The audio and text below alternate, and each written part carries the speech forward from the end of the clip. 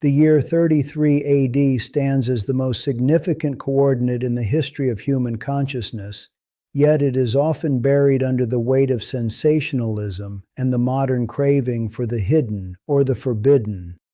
We live in an age captivated by the idea of the lost, the suppressed, and the secret, as if the truth were a puzzle piece deliberately hidden by the hands of a conspiracy rather than a monumental reality standing in plain sight.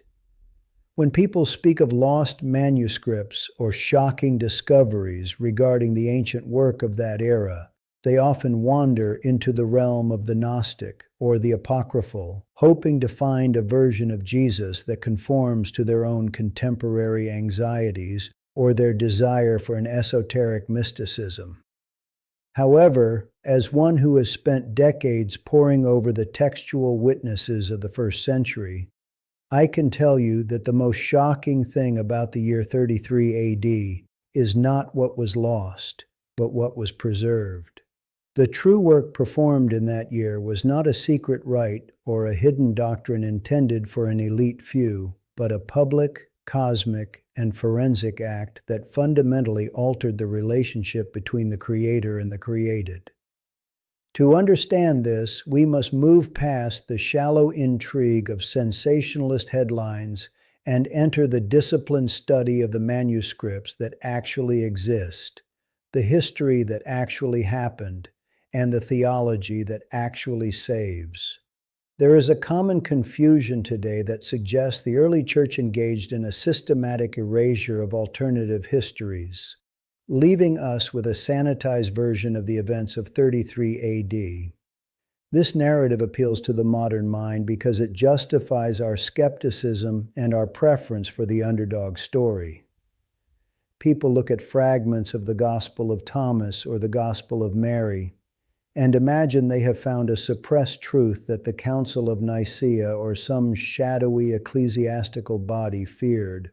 But when we analyze the manuscripts with the cold, precise tools of textual criticism, a different picture emerges. The manuscripts we call lost were not lost because they were too dangerous. They were lost because they were seen as late, derivative, and fundamentally inconsistent with the historical witness of those who were actually there.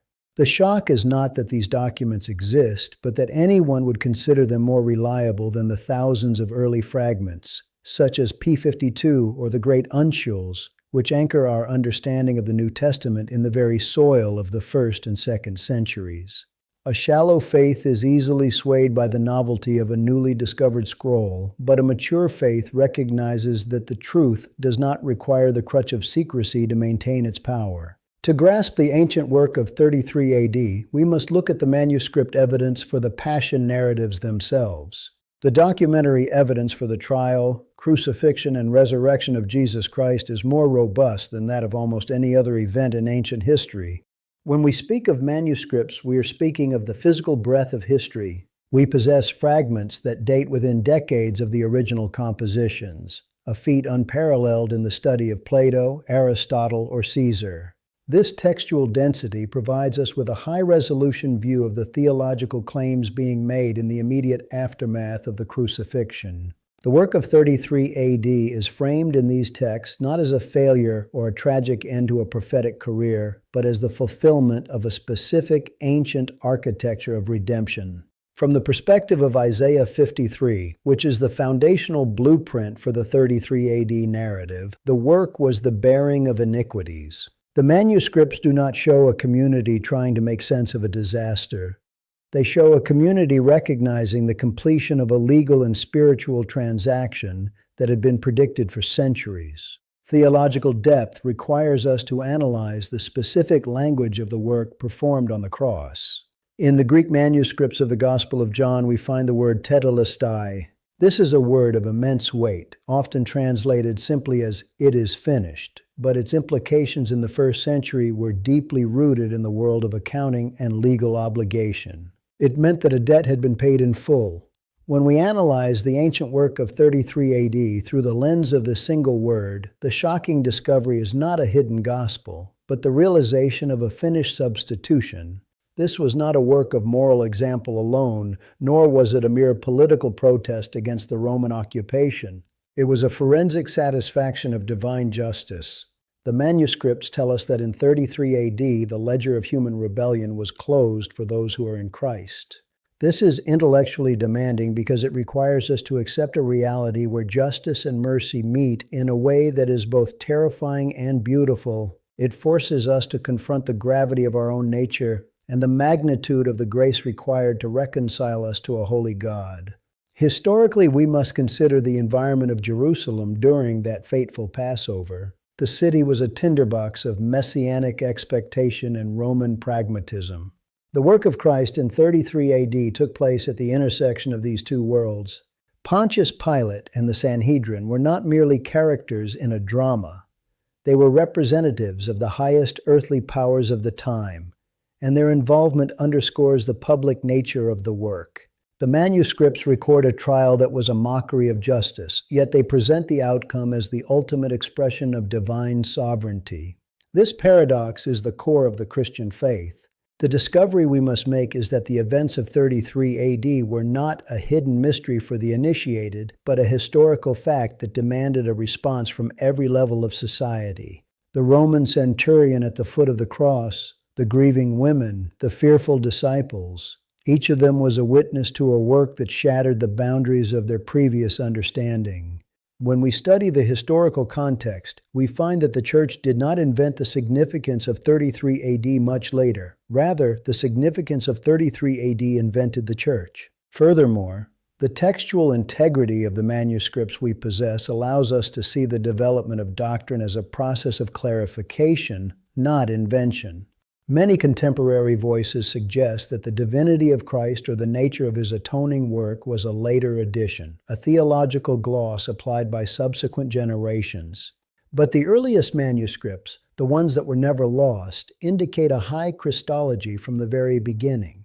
The letters of Paul, written within 20 years of 33 AD, speak of the work of the cross with a sophistication that suggests the doctrine was already well established and universally understood among the first believers. The shocking discovery is how quickly the early Christians moved from the trauma of the execution to the triumph of the resurrection and the formation of a rigorous theology of redemption. This was not the work of people who were confused or desperate. It was the work of people who had been transformed by a historical reality that left them no other choice but to proclaim it. Let us pause to consider the distinction between the Gnostic manuscripts that people find so intriguing and the canonical manuscripts that provide the foundation of our faith. The Gnostic texts often present a Jesus who speaks in riddles, who disdains the physical world, and who offers a path of escape through secret knowledge. This is a Jesus who is safe, who does not demand the sacrifice of the self, and who does not require a historical cross. In contrast, the manuscripts of the New Testament present a Jesus who enters the physical world, who suffers in a specific time and place, and who performs a work that is grounded in the reality of flesh and blood.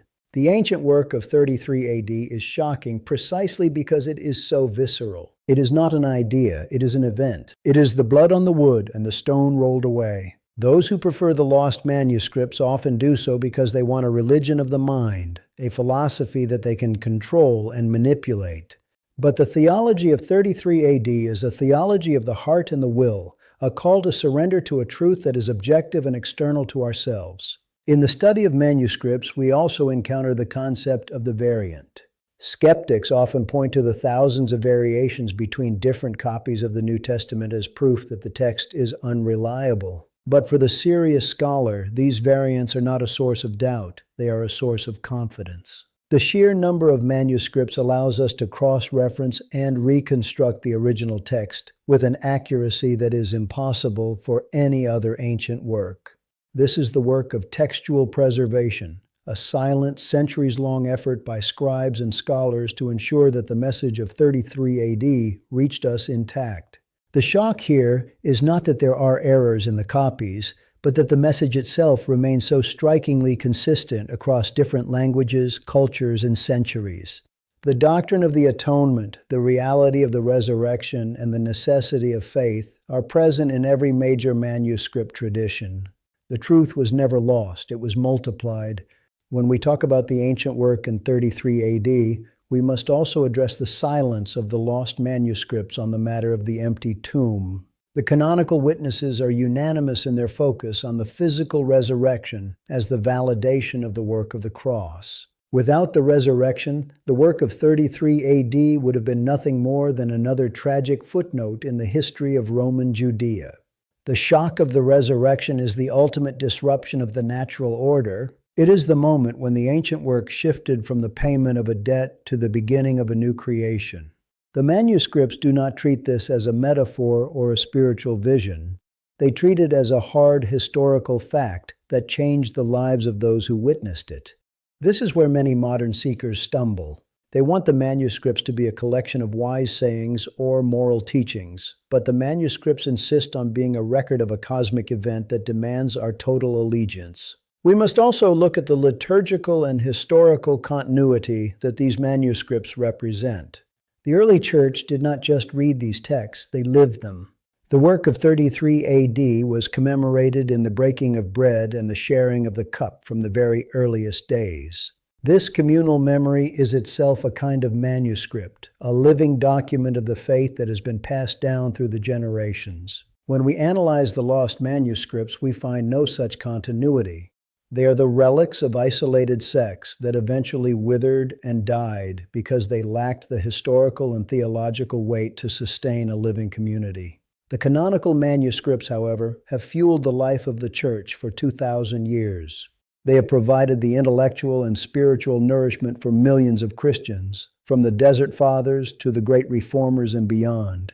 The discovery we make when we engage with these texts is that we are part of a story that is much larger than ourselves, a story that began with a specific work in a specific year and continues to this day. The question we must ask ourselves is why we are so drawn to the idea of the lost and the shocking. Is it because we find the truth of the gospel too demanding? Is it because we would rather look for a secret knowledge that makes us feel superior than submit to a public truth that makes us feel small? The ancient work of 33 AD is a direct challenge to our pride. It tells us that we cannot save ourselves, that our intellects are not enough, and that our only hope lies in a work that was completed by someone else on our behalf. This is the real shock. This is the discovery that actually changes a life. Scripture deserves more than slogans, and it deserves more than the cheap thrill of a conspiracy theory. It deserves our careful, disciplined attention. It deserves our reverence. When we look at the manuscripts of 33 AD, we are looking at the evidence of a love that was willing to pay the ultimate price to satisfy the ultimate justice. As we move forward in our understanding of these events, we must be intellectually honest about what the history actually shows. The Roman records, the Jewish traditions, and the Christian manuscripts all converge on a single point. Something unprecedented happened in 33 AD.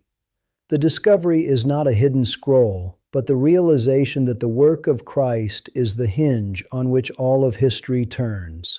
The theology is not cold when it burns with the truth of what was accomplished on that Friday and confirmed on that Sunday. We must think carefully if we want to believe faithfully. A shallow faith cannot carry a heavy life, and a faith built on the shifting sands of lost manuscripts and sensationalist claims will eventually collapse under the weight of reality. But a faith anchored in the historical and theological depth of the canonical witness is a faith that can withstand any storm.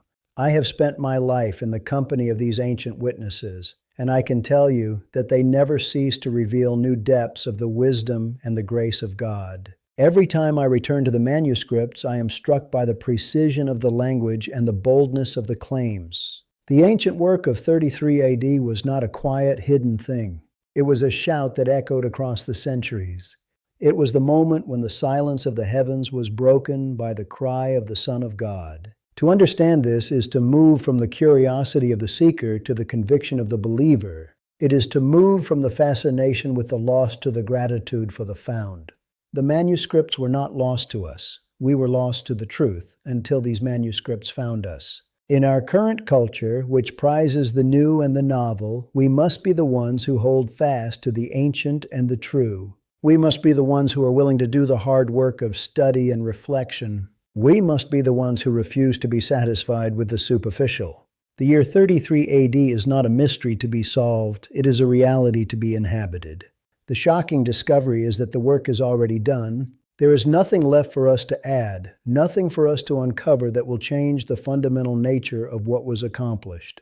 Our task is not to find a new gospel, but to be found by the one that has always been there. We must allow the weight of this history to shape our minds and our hearts, leading us to a maturity that is not easily shaken by the latest archaeological fad or the newest textual theory. I ask you to consider the manuscripts of your own life in light of the work of 33 AD. How does the reality of a finished atonement change the way you see your failures, your hopes, and your purpose? If the debt is truly paid, if the work is truly finished, then we are free to live with a confidence that the world cannot understand and cannot take away. This is the intellectual and spiritual application of the theology of 33 AD. It is not just a historical fact. It is a present reality. It is the foundation on which we build our lives, the lens through which we see the world, and the hope that sustains us in the face of death. The manuscripts are the map, the work is the destination, and the result is our redemption. The study of theology is often dismissed as a dry academic pursuit, but for those of us who have lived within its walls, it is the most vibrant and essential of all disciplines. It is the study of the mind of God as it has been revealed in the history of man. The work of 33 AD is the peak of that revelation. It is the moment when the character of God was most clearly displayed in the person of His Son. When we look at the manuscripts, we are not just looking at ink on parchment. We are looking at the footprints of the divine in the dust of the earth. We are seeing the meticulous care with which the truth has been guarded and passed down to us. This is a responsibility that we must take seriously. We are the custodians of this history, and we must ensure that it is transmitted to the next generation with the same integrity and depth with which it was given to us. As we conclude this reflection, I want you to think about the nature of the evidence we have discussed. We have looked at the textual witnesses, the historical context, and the theological implications of 33 AD. We have seen that the real shock is not a hidden secret, but a public sacrifice. We have seen that the truth was never lost, but has been preserved through the ages with an accuracy that is nothing short of miraculous. This is a call to a deeper, more disciplined engagement with the Word of God. It is a call to move beyond the shallow slogans of modern Christianity and into the rich, intellectually demanding heritage of the faith. The work of 33 AD is finished, but our work of understanding it and living in its light is just beginning. I invite you to leave your thoughts and your questions in the comments below. Let us engage in a serious, respectful conversation about the history and the theology that define our faith. How do you reconcile the public nature of the gospel with the modern desire for hidden knowledge? What does the finished work of Christ mean for your daily walk with God? These are not easy questions, but they are the ones that lead to a mature and enduring faith. We must be willing to think deeply if we want to believe faithfully. This channel is a place for those who are not afraid of the depth, who are not satisfied with the superficial, and who are committed to the pursuit of the truth in all its complexity and its beauty. The year 33 AD remains the most profound moment in our shared history. It is the anchor of our hope and the foundation of our identity. The manuscripts testify to it, the history confirms it, and the Spirit witnesses to it. Let us not be distracted by the latest sensational claims or the allure of the lost. Let us instead fix our eyes on the finished work of the cross and the glorious reality of the empty tomb. This is the truth that has stood for 2,000 years. And it is the truth that will stand forever. May we all strive for a faith that is as solid as the manuscripts that support it, and as deep as the love that inspired it. In the end, it is not what we discover that saves us, but what has already been discovered and declared for all the world to see. The ancient work is complete, the manuscripts are clear, and the call is to believe and to follow with all our heart, soul, and mind. The intellectual rigor required to maintain such a faith is considerable, particularly in an environment that often treats theological convictions as mere personal preferences or historical curiosities. However, the manuscripts themselves demand more from us. They demand that we treat their claims with the same seriousness as any other historical data, while also recognizing that they carry a weight that transcends mere data. The work of 33 AD is a claim upon our entire being. It is a forensic reality that reorders our internal world and our external actions. When we look at the history of the Church, we see that it has always been at its strongest when it has been most deeply rooted in the historical and theological particulars of the life, death, and resurrection of Christ. Whenever the Church has wandered off into the pursuit of secret knowledge or has tried to adapt the gospel to the whims of the culture, it has lost its power and its purpose. Therefore, our commitment to the study of the manuscripts is not just an academic exercise, it is a spiritual discipline. It is a way of honoring the God who chose to reveal himself in time, in space, and in language. The fact that we have these documents at all is a testament to the providential care of God over his word. The shock is that he would go to such lengths to ensure that we could know the truth about what happened in 33 AD. He did not leave us to wonder or to wander in the dark. He gave us a record that is reliable, a theology that is robust, and a history that is firm. Our task is to be faithful students of that record, allowing it to correct our misconceptions, deepen our understanding, and strengthen our resolve. In closing, let us remember that the ancient work of 33 AD is not a relic of the past, but a living power in the present. The Christ of the manuscripts is the same Christ who is with us today, guiding us into all truth and empowering us to live for his glory. The shocking discovery is that we are known by him, loved by him, and redeemed by him through a work that we could never have performed ourselves. This is the mystery of the gospel, a mystery that was hidden for ages but has now been revealed to the saints through the faithful transmission of the manuscripts. May we be a people who cherish this revelation, who study it with diligence, and who live it with conviction. The year 33 AD changed everything, and it continues to change everything for those who have ears to hear and hearts to believe. Let us remain steadfast in the truth, for the truth is the only thing that can truly set us free.